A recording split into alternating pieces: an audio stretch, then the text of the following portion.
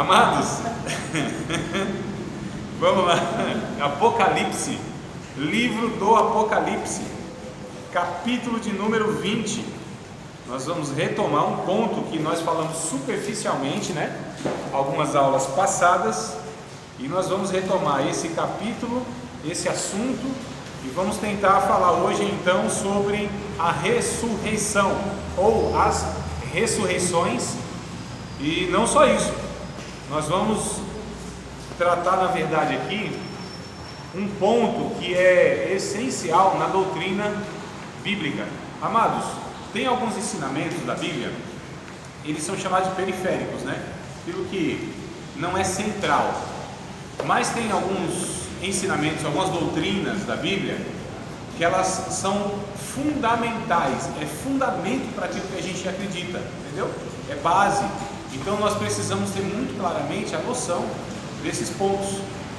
O Evangelho, né, o anúncio do Evangelho, tem que ser muito claro. Os ensinamentos que a Bíblia traz, como suas chamadas doutrinas, também nós devemos ter muita clareza em cada ponto. Não digo que todo mundo precisa ser um mestre, né, saber a fundo tudo, mas a gente precisa ter a noção das coisas, tá? E uma das verdades são fundamentais, doutrinas fundamentais, ou seja, se deixar de crer nisso, se entender isso erroneamente, é possível que tenha uma vida muito complicada, né? Que a gente até mesmo se complique em sentido da eternidade.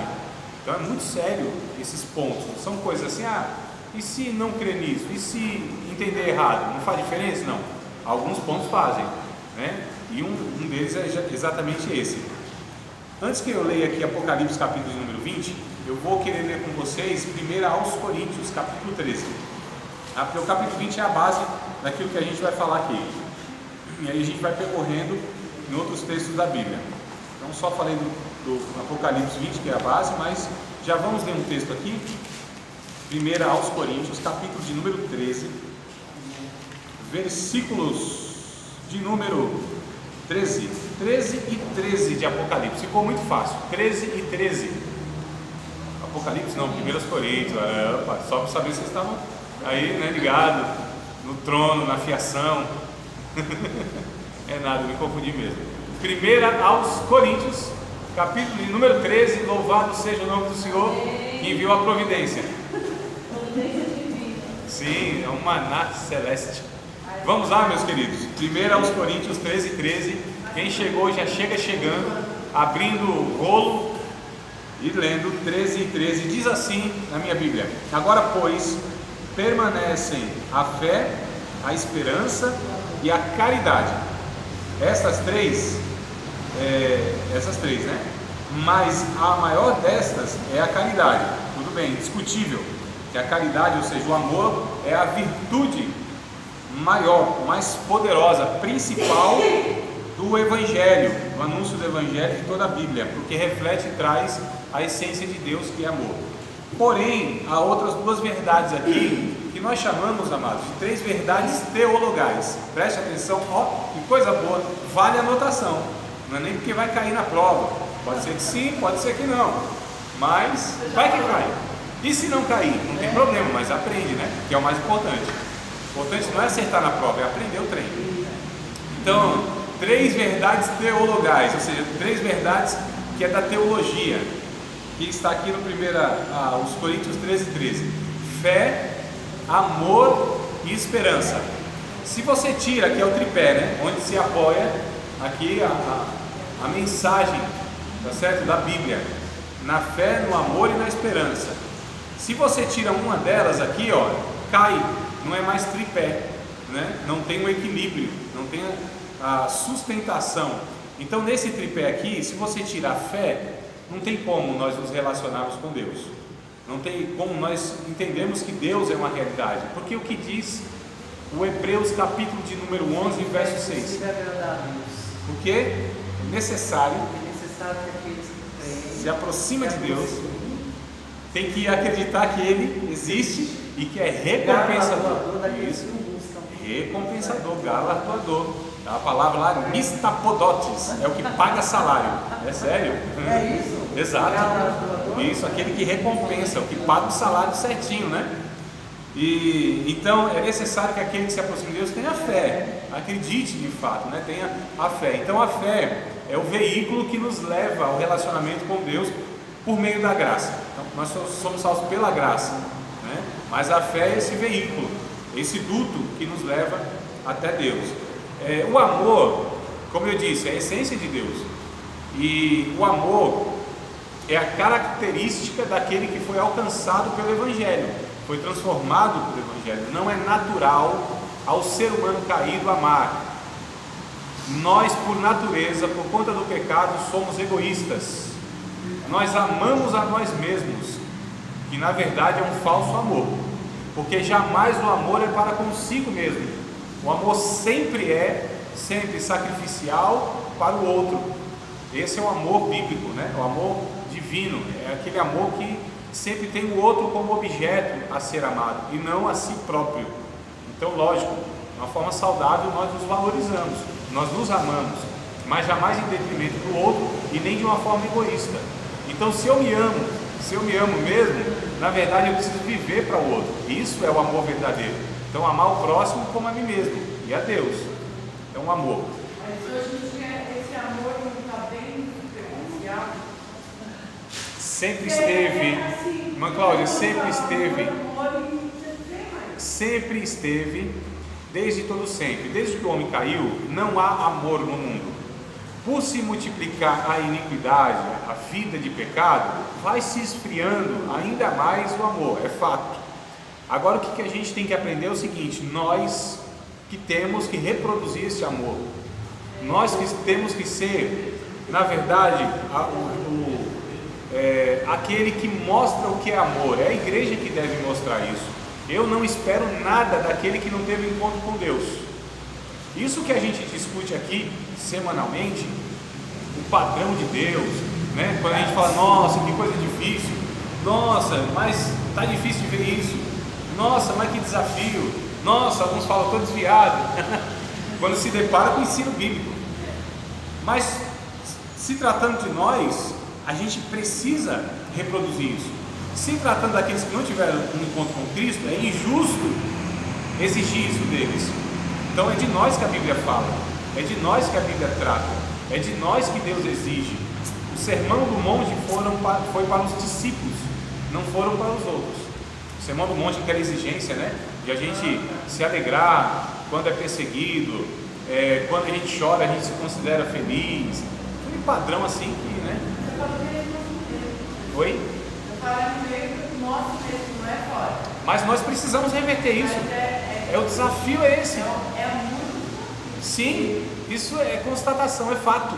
Agora, o desafio nosso aqui é a gente pensar em alguma maneira de nós estarmos fazendo a diferença nesse meio, não é?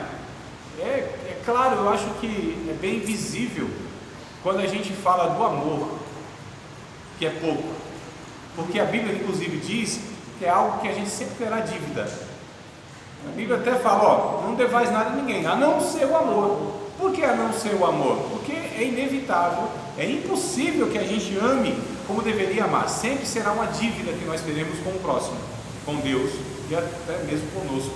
Então o amor é algo que nós não alcançaremos jamais como deveríamos aqui nessa existência. Mas não é por isso que a gente deve se conformar com a nossa vida, né? Inclusive a Bíblia coloca um padrão muito alto e a gente não tem direito de rebaixar esse padrão, nem de se conformar com a nossa situação.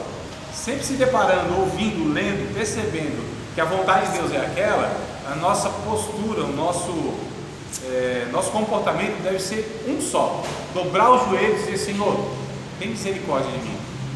Esse amor de Coríntios, que é esse amor espírito, é Deus, né? Porque a gente não consegue viver esse amor, né? Só. É assim, Angela, nós não conseguimos como Deus, como nada nós conseguiremos como Deus. Nós não seremos santos como Deus, nós não seremos justos como Deus, nós não amaremos como Deus, nós não conseguiremos nos sacrificar como Deus, nada como Deus nós conseguiremos chegar. Agora o desafio que a Bíblia coloca é essa, que a gente possa estar imitando Deus, perseguindo isso.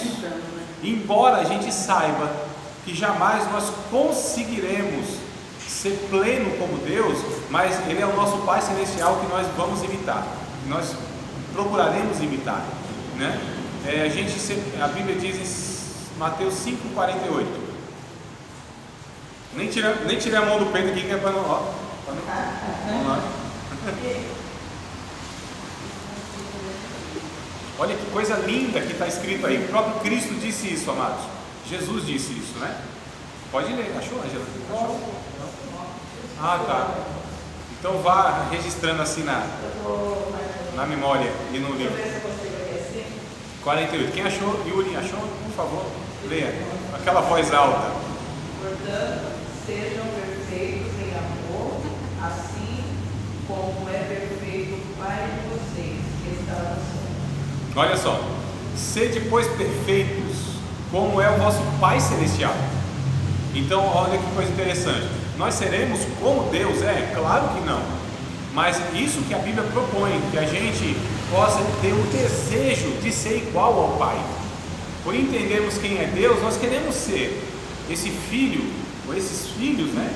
As filhas, que refletem a natureza do Pai. Então, embora a gente saiba, jamais nós conseguiremos ser justos como Deus é. Mas nós vamos, até o último momento da nossa vida, nos dobrarmos diante de Deus, pedir para que o Espírito Santo possa construir em nós essa natureza divina, essa semente divina, para que a gente seja transformado. A gente sempre está, irmãos, nos deparando com algo que está para além da nossa capacidade, porque a nossa condição ainda é humana, limitada, sob o pecado, e a gente tem diversas limitações, fato. Mas o desejo nosso de que encontramos a Cristo, de que entendemos quem é o Pai, é o desejo de ser como Cristo é. Como Cristo é. Então, sempre a gente tem que olhar para essas coisas nessa perspectiva, comparando, lógico, né? Nosso ambiente, nosso entorno, o negócio está ruim, está fácil. Aí sempre a preocupação e eu, isso tudo, é a maior preocupação nossa.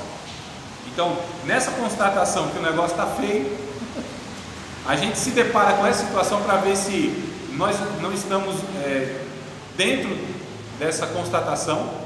Se estamos, então a gente precisa pedir misericórdia a Deus. Se não estamos, então a gente precisa saber o quanto ainda nós precisamos melhorar. E a resposta sempre será: tem alguma coisa a melhorar, tem alguma coisa a ser aperfeiçoada, tem alguma coisa a ser acrescentada, né? Sempre terá. Quando o nosso padrão é Bíblia, quando o nosso padrão é Cristo, quando o nosso padrão é Deus, a Trindade, sempre vai ter, a gente fala: nossa Senhor, como eu estou aqui. Na verdade, quando nossas referências são essas, sempre a gente vai se deparar e falar assim: nossa, como eu estou ruim, que pecador que eu sou, ai de mim, que sou homem de lábios impuros, habito um povo de impuros lábios, como eu estou distante da vontade de Deus, como eu estou aquém da vontade de Deus. Sempre será essa noção, essa percepção, sempre terá esse sentimento, essa sensação de que, nossa, como estamos longe daquilo que Deus propõe para nós.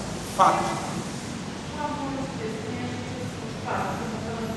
A gente fala todo dia, eu falo sincero, não a Deus. Mas aí vem aquele negócio, ninguém é certinho, sempre tem uma desobediência.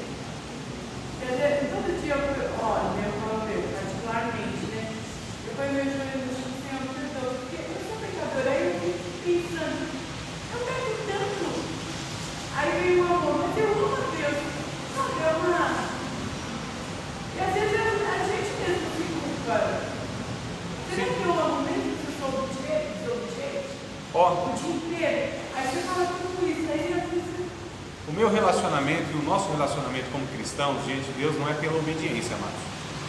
Quando a gente tenta colocar isso, essa condição de obediência diante de Deus, sempre nós estaremos sempre em dívida e diante de dívida. Então o nosso relacionamento não é esse. Nós precisamos entender que esse relacionamento de obediência, desobediência, regra, cumpre, não cumpre, faz e não faz, isso é religião judaica, esse é o Antigo Testamento. Sempre é perigoso, muito perigoso, quando a gente pauta a nossa relação, nosso nível de relação com Deus pela obediência. Porque a gente pode correr um risco de achar que está obedecendo. a contento. Não, eu faço a vontade de Deus. Aí é muito perigoso isso. Então assim, não é porque eu desobedeço a Deus que eu não amo a Deus. A pergunta é, quando eu desobedeço a Deus? A pergunta ainda deve ser um pouquinho mais avançada. Na desobediência, qual é a minha postura, o meu sentimento? Aí sim. Então, o que vai determinar se uma pessoa obedece, se uma pessoa ama a Deus ou não, não é se ela obedece ou se ela desobedece, não é se ela peca ou se ela não peca, porque na verdade todos desobedecem e todos pecam em algum nível, em alguma área da sua vida, não tem como, é impossível. Então, o que vai definir se uma pessoa, ela ama a Deus de fato, é o que houve na vida de Davi, porque ele estava cumprindo o seu pecado. Mas quando falaram para ele, Davi, você pecou, qual foi a reação de Davi? Pequei contra o Senhor, ou seja, reconhecimento, quebrantamento. O que ele fez? Escreveu o Salmo 51 depois disso, né? E ele foi orar a Deus, o Senhor restaura em mim o Espírito reto, torna a dar-me a alegria da salvação, não retire de mim o teu Espírito Santo. Senhor, se fosse sacrifício, holocausto, eu daria, o Senhor sabe que eu daria, mas eu sei que o Senhor não se agrada dessas coisas. Não é sacrifício, não é holocausto, não é obedecer isso ou aquilo, um coração quebrantado e contrito destas coisas, Senhor, tu não desprezas. Então o que vai determinar, amados, nosso amor diante de Deus, é a nossa postura após o erro, após o pecado, após a desobediência. E é fato, todos nós vivemos nesta condição, em mais e menos grau, fato. Então só para, o amor ainda vai longe, a discussão, e eu não quero me ater aqui, não é nem esses dois pontos, só para colocar fé, amor. O que eu quero destacar aqui é a esperança, né? Então se você tirar a fé do Evangelho, não tem como, não se sustenta. Se você tira o amor, é a essência do Evangelho. Se você tira a esperança, e é aqui que eu quero entrar na questão da ressurreição, e o próprio Paulo em 1 Coríntios ele vai tratar sobre isso. Quando você tira a esperança, a vida ela fica aqui. Quando você tira a esperança da mensagem do Evangelho, se torna mais uma religião que pode te ajudar nessa vida, né? Se você tira a mensagem da esperança, nós vivemos uma vida muito pesada. Eu acho, irmão, que para nós assim, saber que Deus é Pai nos tira um peso enorme das costas. Saber que amanhã não sou eu que vou providenciar nada para a minha vida. Saber que existe um Deus que me sustenta, que cuida de mim, que me criou e que se comprometeu a me dar o sustento para a vida, isso é um alívio para mim. Nisso não há ansiedade, nisso não há medo. No amor não há medo, que diz o 1 Coríntios 13. O amor não se desespera, né? No amor não existe a ansiedade que é a insegurança, porque o amor nos traz a convicção de que é um Deus que disse quem Ele era. Olha que coisa interessante. Então há uma esperança. E qual é a esperança? Saber que o nosso Redentor vive. É o que o Jó disse, num momento difícil da vida, num momento de grande luta da vida. Senão eu sei que o meu Redentor vive, por fim se levantará sobre a terra. Ainda com os meus olhos na minha carne eu verei a Deus. Olha que coisa linda. O que Paulo diz em 2 Timóteo, ele diz: eu sei em quem eu tenho crido, eu sei em quem eu acredito. Isso é esperança, amados. A esperança está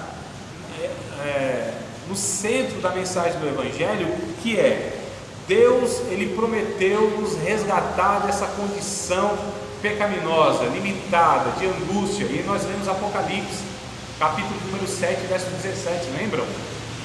Não lembram? Então vamos relembrar. Eu acho fantástico o livro de Apocalipse, porque ele nos traz uma esperança, que nos dá, irmão, força para caminhar, nos dá assim, alegria em enfrentar as dificuldades. Saber que a cada dia que passa da nossa vida, cada angústia que a gente tem, os anos passando, a velhice chegando, a morte batendo a porta, as enfermidades nos assolando, nos chicoteando dia a dia, não é?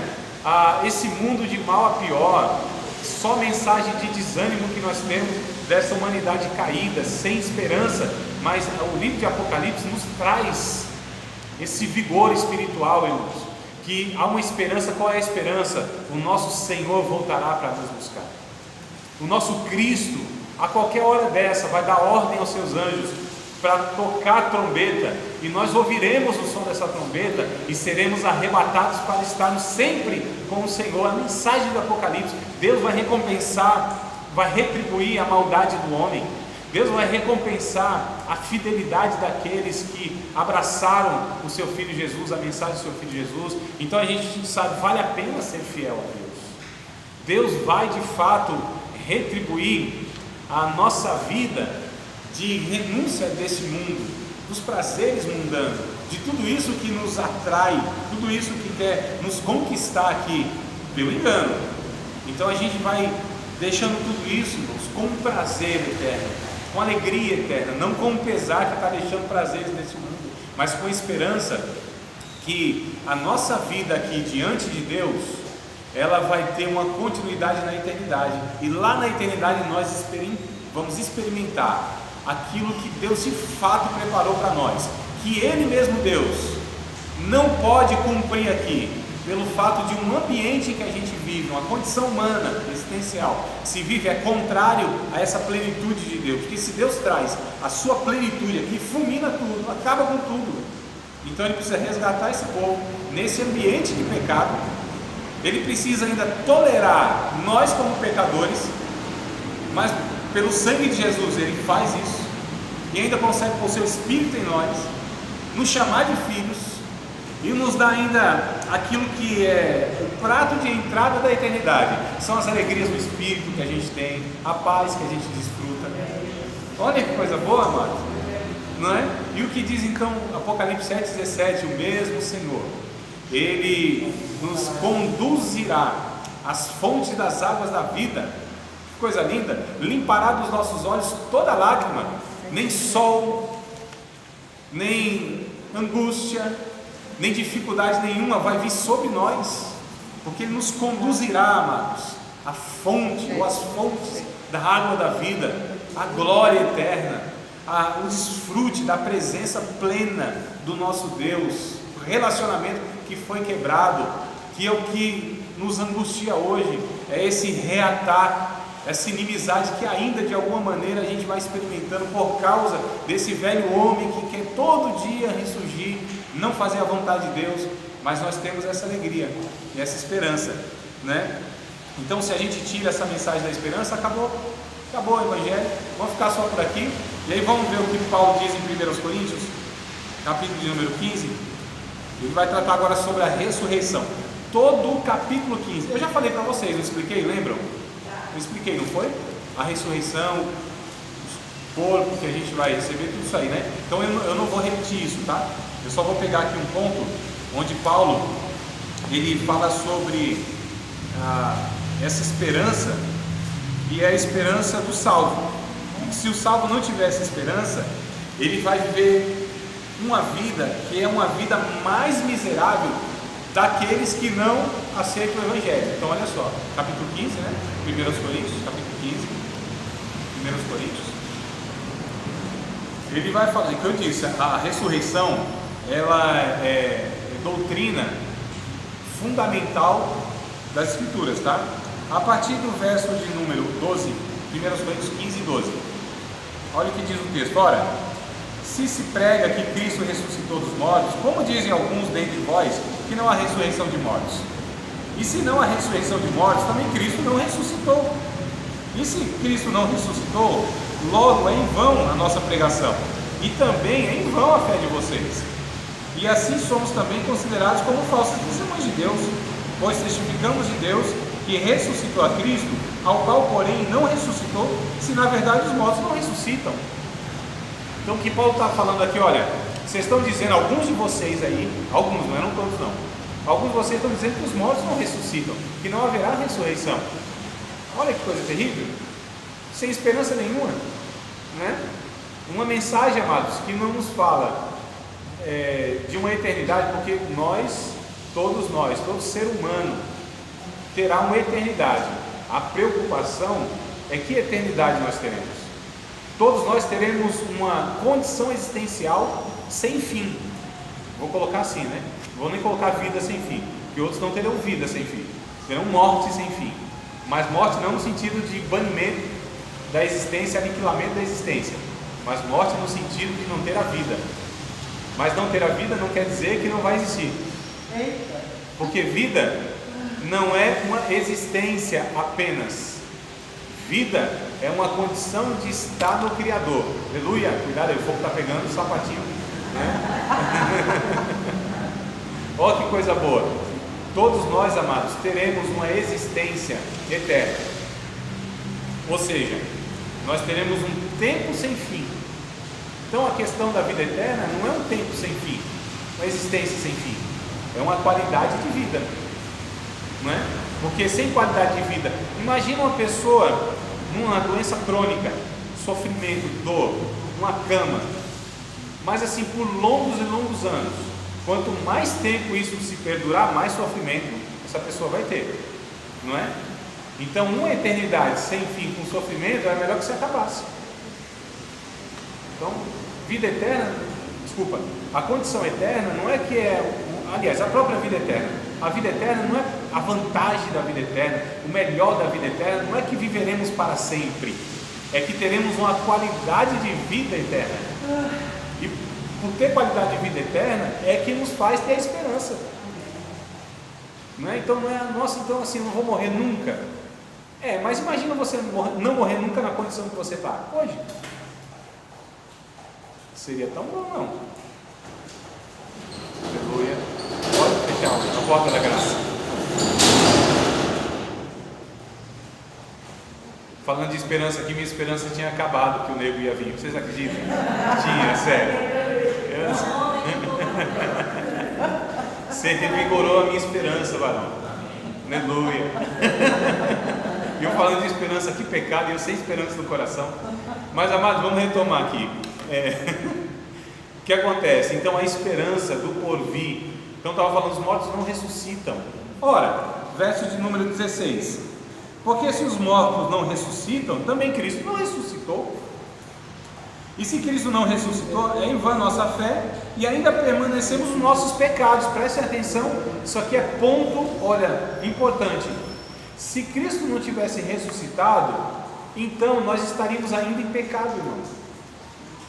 Olha que coisa terrível, porque como alguém morto pode salvar outro? Como que alguém que não ressuscitou, ou seja, não venceu a morte, pode dar vida a outro? É por isso que ninguém pode dar vida a ninguém, porque ninguém ressuscitou como Cristo, que a gente vai ver aqui que algumas pessoas ressuscitaram pelo poder de Deus, mas como Cristo ninguém ressuscitou. Ninguém nasceu como Cristo, ninguém viveu como Cristo, ninguém morreu como Cristo, ninguém ressuscitou como Cristo. Ninguém. Olha que coisa interessante. Ninguém nasceu como Ele, ninguém viveu como Ele, ninguém morreu como Ele, e ninguém ressuscitou como Ele. Coisa linda, né? E lembra que eu falei para vocês em uma ocasião, deixa eu marcar aqui o versículo, que se Cristo tivesse morrido e não tivesse ressuscitado, então nós estaríamos perdidos, porque nós somos salvos não pela morte de Cristo, e sim pela vida de Cristo. Lembra que eu li o texto para vocês? Lembra o texto? Não lembro? Então vamos ler o texto de Romanos. Romanos, capítulo de número 8, se não me falha a memória, deixa eu procurar aqui também. Romanos, capítulo de número 8. Opa, fugiu o sermão de domingo ali, ó. Caiu. Capítulo 8 não, irmãos, é capítulo de número 5, tá? 5 e 10. Preste atenção, enquanto vocês conseguem se folhear e emprestar o ouvido, usar os olhos para uma coisa e os ouvidos para outra? As mulheres conseguem com mais facilidade. Então não leia não, escute. Nós somos salvos, amados, não pela morte de Cristo. Nós somos salvos pela vida de Cristo. Lembra que eu contei uma ilustração para vocês? A ilustração talvez alguém consiga falar aqui. A ilustração do pai que estava andando com seu filho, foi atingido pela bala perdida. Quem consegue lembrar disso? Não? Então eu vou contar de novo, pode ser? Imaginem só, hipoteticamente, que infelizmente não é nada estranho, isso é uma realidade no nosso Brasil, essa violência, né? Onde até crianças morrem por bala perdida. Então imagine uma situação onde o pai está andando com seu filho de 4, 5 anos na rua, uma bala perdida vai, que não é perdida, né? Se fosse perdida não atingia o menino. Então, uma bala achada atinge a criança, corre para o hospital. E aí o pai na angústia, esperando lá o menino que está no centro cirúrgico. E aí vem o cirurgião com uma bandejinha assim, com o projétil da bala. E disse para o pai: olha, conseguimos retirar o projétil da bala que atingiu seu filho. Falei: o meu filho? Não, ele morreu. Mas a causa da morte dele nós conseguimos tirar. O que fez ele morrer está aqui. Nós tiramos. Isso seria, irmãos, teria alguma validade? Então nós tiramos a causa. Olha só, Jesus leva no seu corpo, lá na cruz do Calvário, a causa que nos matou, o pecado. Levou sobre si o pecado. Ia adiantar alguma coisa? Então a Bíblia diz que pela morte nós fomos reconciliados. É o que diz o texto, só vocês lerem agora 5 e 10. Pela morte nós fomos reconciliados. Agora pela sua vida nós somos salvos. Ou seja, pela sua ressurreição nós fomos salvos. Porque assim como ele ressuscitou, também pode ressuscitar todos quantos se achegam a ele. Ele venceu a morte, então ele pode doar a vida e a vida eterna. Ele é aquele que esmagou o império da morte. A cabeça da serpente ele pisou. O império de Satanás, que está escrito em Hebreus capítulo 2, acho que é verso 14, viu? Vamos ler o texto. Não, Romanos 5 e 11 é o que eu li agora com vocês. Vocês não leram, não? Não? Ué, meu pai amado, o que você está fazendo de cabeça? Você estava de cabeça baixa aqui orando? Pedindo perdão a Deus? Não sei que vocês estavam orando. Então tudo bem, deixa eu ler com vocês. O 5 de Romanos, verso 10. Porque se nós, sendo inimigos, fomos reconciliados com Deus pela morte do seu Filho, muito mais, estando já reconciliados, seremos salvos pela sua vida. Reconciliados pela morte, salvos pela vida. Tudo bem? Hebreus, capítulo de número 2, livro aos Hebreus, capítulo de número 2, verso de número 14. Olha que coisa interessante que diz aqui, 2 e 14 de Hebreus.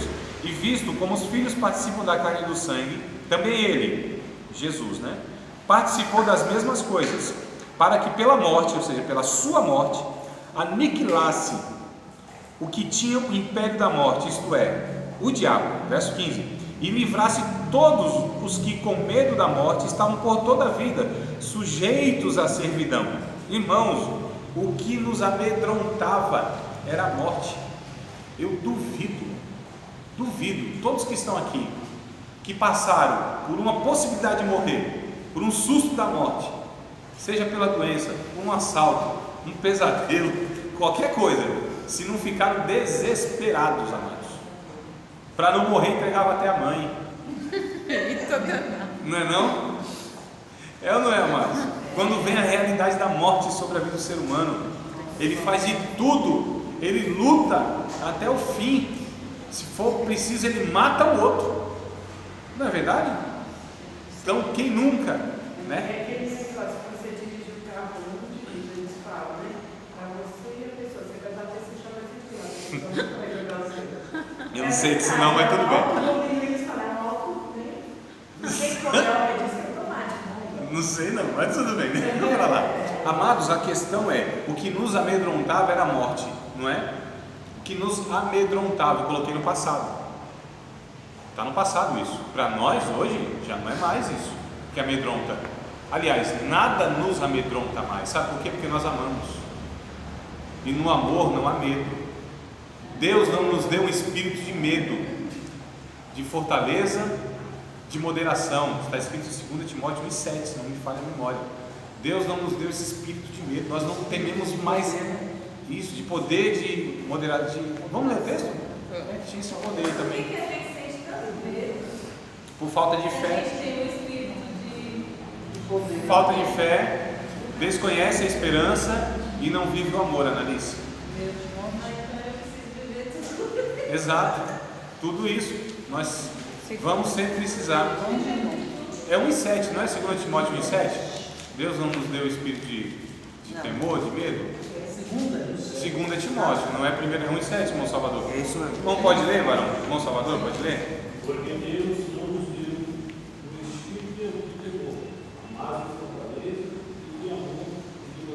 de equilíbrio, de controle próprio. Olha que coisa interessante. Então nós não temos mais medo, irmãos, da morte. Aí eu pergunto, quem não teme a morte teme o quê? Nada. Diabo? Não. Homens? Muito menos. Nós não tememos mais nada, porque Jesus venceu a morte. Ele vencendo a morte, nós também vencemos com Ele. Então a esperança é que a ressurreição aconteça e irá acontecer. É uma promessa de Deus incondicional. Não depende da minha fé, não depende da condição do homem, não depende de ninguém. Depende só de Deus. Ele disse, vai acontecer. É uma promessa incondicional. Deus disse, eu vou buscar vocês. Não tenha medo, não se atemorize, não se turbe o vosso coração. Na casa do meu pai há muitas moradas. Se não fosse assim, eu teria dito. Não se turbe o vosso coração, não se atemorize. Olha que coisa linda, que é o capítulo 14 de João, verso 1 e 2, né? Não se turbe o vosso coração. Na casa do meu pai há muitas moradas. Se não fosse assim, eu teria dito. Mas eu virei outra vez para buscar vocês. Que coisa linda, né, irmão? Para a gente ter paz. Eu acho que no mesmo capítulo ainda tem uma outra mensagem, o João, né, 14. Tem uma outra mensagem aqui, deixa eu ver se eu acho. É no verso 27, 27. Olha que coisa linda. Eu acho lindo esse negócio. João 14, 27. Eu li o 1 e o 2, ou pelo menos tentei recitar aí, 1, 2 e o 3, né? Mas o 27, ó. Deixo-vos a paz, a minha paz vos dou, não vou-la dou como o mundo a dá. Não se turbe o vosso coração, nem tenha medo, não se atemorize. Nós temos uma esperança, amados. Quando existe a esperança, não existe medo. Não temos medo, porque nós temos a convicção. A esperança do crente não é um será que vai dar? Será que vai acontecer? Será que isso vai de fato acontecer? Porque mediante a conjuntura política do nosso país, segundo a condição que a igreja está vivendo, segundo o que apresentam aí como evangelho, será, lembra? Será nada, irmãos. Vai acontecer, é fato, é algo certíssimo, né? É algo que nós esperamos, não como uma expectativa que pode acontecer. Nós esperamos como uma convicção de que isso é certo. É por isso que nós não tememos mais nada e mais ninguém. É por isso que os servos de Deus, os discípulos e as discípulas de Jesus, ao longo desses 2000 anos, para não falar do passado, antigo, né? Do Antigo Testamento, é por isso que eles venceram reis, venceram exércitos, venceram a fúria dos leões, venceram tudo e todos, e nem a morte pôde refrear a fé dos nossos irmãos e das nossas irmãs, que deixaram um rastro de testemunho, um rastro de sangue derramado, na esperança. Inclusive disse um certo cidadão, lá nesses séculos terceiro, século IV, melhor dizendo, disse que o sangue dos cristãos é semente. Eu sou a semente do sangue, dos heróis que morreram sangrando. Lembra da música que a gente cantava? Linda, né? Lembra do tempo? Não. Eu sou a semente do sangue dos heróis que morreram sangrando.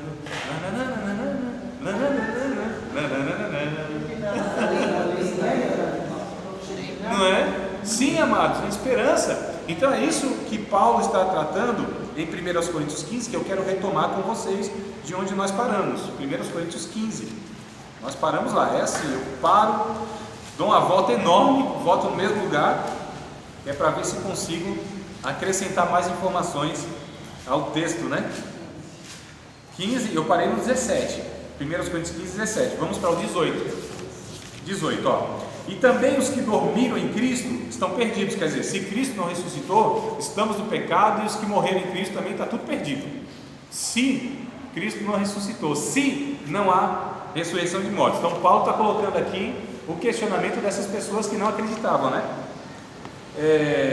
Verso 19: se esperarmos em Cristo só nesta vida, somos os mais miseráveis de todos os homens. Então não é possível que nós que servimos a Deus, servimos a Cristo e esperamos somente nessa vida, somos os mais miseráveis de todos os homens. Por quê? Porque a mensagem principal do Evangelho não é nesta vida, mano. É na futura, é no porvir. Isso é uma angústia para essas pessoas, essa geração, que querem viver o imediatismo. Tudo aqui, as promessas de Deus têm que se cumprir na minha vida. Aí as conversas é, você não vai morrer antes que cumpra as promessas de Deus na sua vida. Eles nem querem ir para o céu. Promessa não morre. Que é uma mentira, né? Biblicamente é uma mentira. Eles não querem, não, eu não quero que Jesus volte, não. Ele precisa cumprir as promessas da minha vida. Olha que consciência é essa que nós chegamos, amados? Né? Que as promessas de Deus na minha vida, nessa existência, elas são inclusive mais importantes, mais desejáveis. E a gente ora, não, Senhor, tem que se cumprir os negócios da minha vida. E eu não quero saber, irmão, que vai se cumprir nada aqui na minha vida, não. Não é? Para mim já se cumpriu o principal na minha vida, que é a promessa que Deus fez a mim por meio de Cristo. Vou te alcançar, vou te salvar, vou te libertar, vou te dar esperança, vou te dar paz, vou te dar vida, vou te dar dignidade. Já se cumpriu tudo isso na minha vida no momento que aceitei ao meu Senhor. Minha vida logo se modificou, encontrei a paz, encontrei o amor, por isso já não tenho. Hoje, né, aprendi a amar o próximo também, aquele que me ofendeu. Hoje aqui eu vou esquecer de aula, eu vou cantar aqui, eu tô alegre, quem está alegre cante louvores, né? Vocês viram já que, né, se eu dependesse da música eu estava falido. Verso 19, então diz isso: esperamos em Cristo somente nesta vida, somos os mais miseráveis de todos os homens. Vamos continuar o texto, verso 20. Mas agora, Cristo ressuscitou dos mortos. Aí Paulo vem dando ênfase agora e trazendo as evidências. Mas agora, Cristo ressuscitou dos mortos e foi feito as primícias dos que dormem, ou seja, o primeiro. Ele é a primeira colheita de Deus. Olha que coisa linda, irmão. É a primeira colheita. Ele foi colhido como essa primícia, o primeiro que ressuscitou. Porque assim como a morte veio por um homem, está falando do Adão, também a ressurreição dos mortos veio por um homem, ou seja, do próprio Cristo. Porque assim como todos morrem em Adão, fato, como todos em Adão morreram, assim também todos serão vivificados em Cristo. Como na história da vida, da existência humana, todos morreram em Adão, também é fato na história humana que todos em Cristo vão ressuscitar. Mas cada um por sua ordem. E aí a gente vai entrar então nessa ordem, nessas questões, tá bom? Dessas ressurreições. Mas cada um por sua ordem. Cristo, que foi o primeiro, as primícias, os que ressuscitaram como Cristo depois da sua ressurreição, né? Que está escrito aqui, ó. E depois os que são de Cristo na sua vinda, que é o que nós aguardamos, que é o nosso caso, né? Depois virá o fim, quando tiver entregado o reino de Deus ao Pai, e quando houver aniquilado todo o império e toda a potestade e força, porque convém que reine até que haja postos a todos os inimigos debaixo de seus pés. Ora, o último inimigo que há de ser aniquilado é a morte, não na vida de Cristo. Isso aí já aconteceu, tá? Agora está falando a respeito de nós. Porque todas as coisas sujeitou debaixo dos seus pés. Mas quando diz que todas as coisas são sujeitas, claro que se excetua aquele que sujeitou todas as coisas. Quando todas as coisas lhe estiverem sujeitas, então também o mesmo Filho se sujeitará àquele que todas as coisas lhe sujeitou, para que Deus seja tudo em todos. De outra maneira, que farão os que se batizam pelos mortos? Era uma contradição que eles viviam, e Paulo estava questionando isso.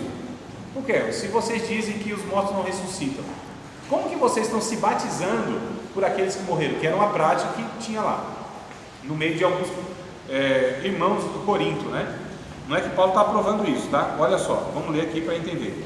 De outra maneira, que farão os que se batizam pelos mortos, se absolutamente os mortos não ressuscitam? Porque se batizam eles então pelos mortos? Porque se estamos nós também a toda hora em perigo, ou seja, em risco, se a gente morre, o que vai ser?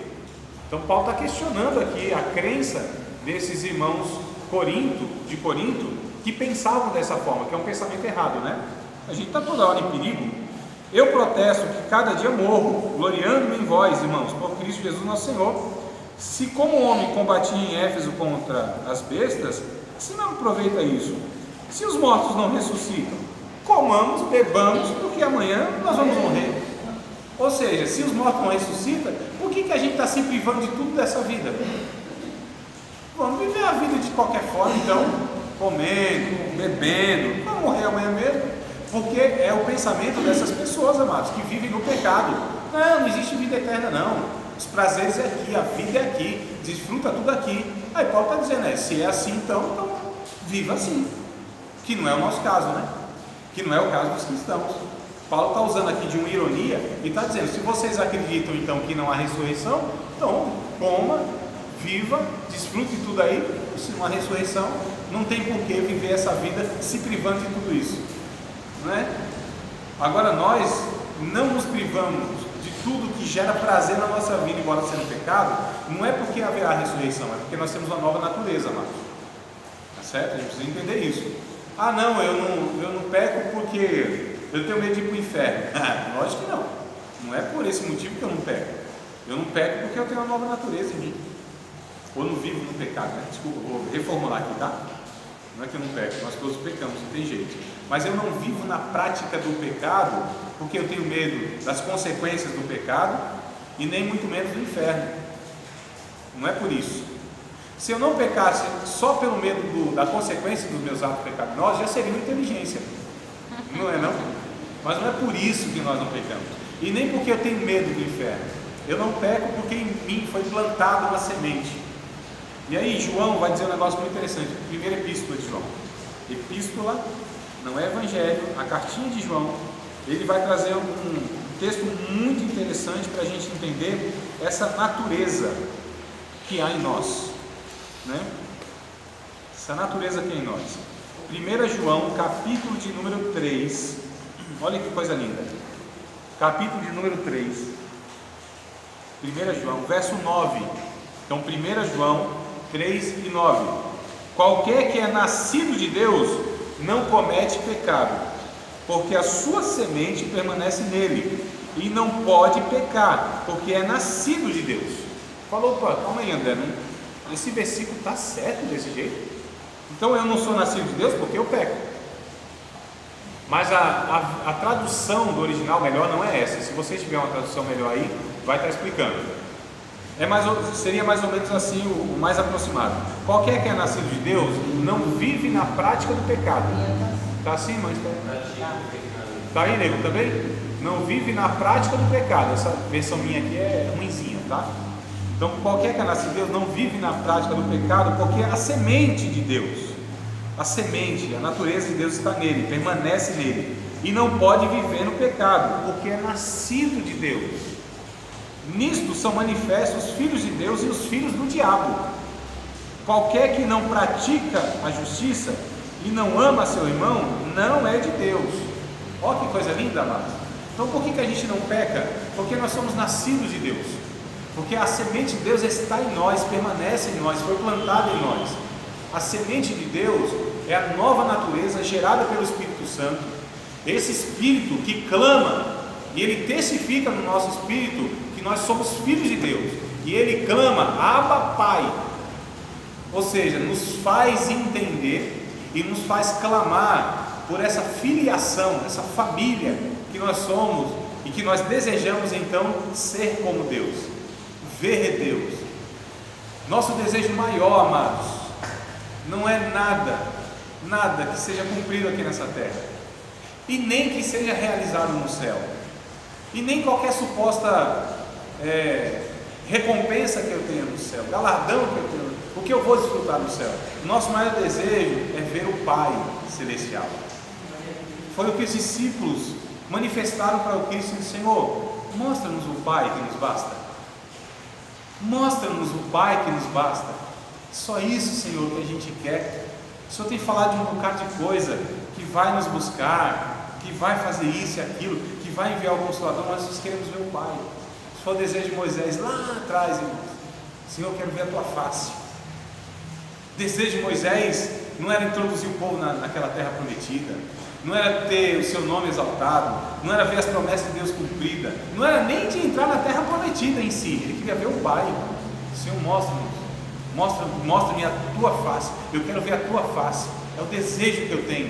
E vocês sabem que de certa forma Deus cumpriu, né? Porque um desejo desse, você acha que Deus não vai cumprir, irmão? Por Moisés eu estou falando. Cumpriu. Hã? Cumpriu. Ainda aqui nessa... Lembra quando? Ele passou, né? Não, lá não cumpriu. Lá só vê as costas de Deus. Cumpriu. Quando Jesus aparece. No monte lá. Monte do Tabor, o monte da transfiguração. Quem que aparece? Moisés e Elias. Quem que ele viu ali? A face de Deus, que é Cristo. Quem é a face de Deus, irmão? O que a Bíblia diz? Jesus é a expressão máxima da pessoa de Deus. Jesus respondeu isso para os discípulos: há tanto tempo eu estou com vocês, vocês não têm me conhecido, quem vê o Pai vê a mim. É a Trindade aqui que vai ser vista na eternidade, não é nem o Pai, nem o Filho, nem o Espírito Santo. A conversa é: o que a gente vai ver no céu, André? É o Pai assim no trono, o Filho à direita, o Espírito Santo sei lá onde, soprando por algum lugar? Não, nós vamos ver a Trindade, irmãos. E se vê Cristo, está vendo a Trindade. E se vê o Pai, está vendo a Trindade. E se vê o Espírito Santo, está vendo a Trindade. Não me pergunte como será exatamente isso, Analice, eu não tenho ideia. Eu estou dizendo que a Trindade é um só. Diga, pergunte. Mas você deu uma balança santa ainda, né? Você falou que cumpriu o desejo de Moisés na transfiguração, mas aí você já estava morto? Não, não estava morto. Deus não é Deus de mortos. Não, estou falando assim.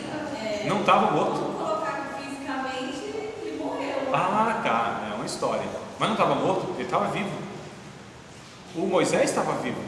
Inclusive perguntaram para Jesus, Jesus disse assim: olha, na eternidade. Mas seria um cachê para o espiritismo, né? Não. Essas coisas não morrem. Não, Moisés não veio para cá. Quem disse que Moisés veio para cá ou Elias veio para cá?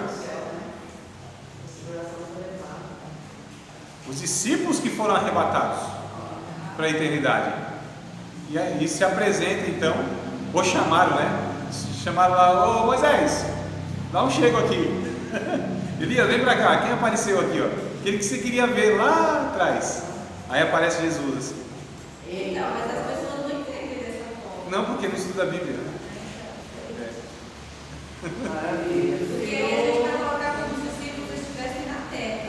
Não estavam. Não estavam, porque quando Cristo ele resplandece, mostra a sua glória, o Cristo mostra a sua glória, aquele ambiente, porque assim, o que é a eternidade? A eternidade não é um lugar, amados. Nós estamos na eternidade? Sim, claro que sim, porque a eternidade não é um lugar separado da realidade da existência, do cronos, do tempo cronometrado, da criação. A criação está dentro da eternidade, então a eternidade envolve tudo. É que tem coisas que na eternidade é visível e tem coisas que é invisível, entendeu? Então o que é visível? É isso que nós vemos. Visível, palpável, sentido, percebido. Então isso aqui é uma criação que está dentro da eternidade, porque fora da eternidade não existe nada.